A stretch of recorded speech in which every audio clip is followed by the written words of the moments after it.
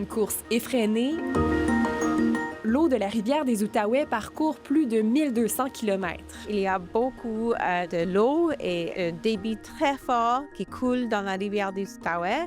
Une eau précieuse, selon cette garde-rivière. Chaque printemps, les berges s'en inondent et captent de nombreux nutriments essentiels pour plusieurs espèces. Mais quand les inondations sont au niveau majeur, c'est un mélange aussi avec les infrastructures humaines. Et là, ça peut y avoir de pollution, de contaminants. Lorsqu'elle s'empare de nos rues, l'eau de crue transporte des indésirables, comme des bactéries et des virus, et aussi des contaminants chimiques. Quand les inondations atteignent des garages, des maisons, dans ces endroits, on a des fois des solvants, des fois un bidon d'essence, des produits ménagers, etc. La Direction de la santé publique de l'Outaouais prévient des risques sanitaires associés à l'eau de crue, surtout celle stagnante. Ça veut dire éviter le contact direct avec l'eau et la peau.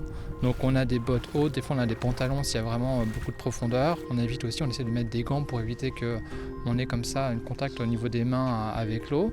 Il faut ensuite nettoyer son équipement avec de l'eau propre, sinon il est possible de développer des irritations ou des infections.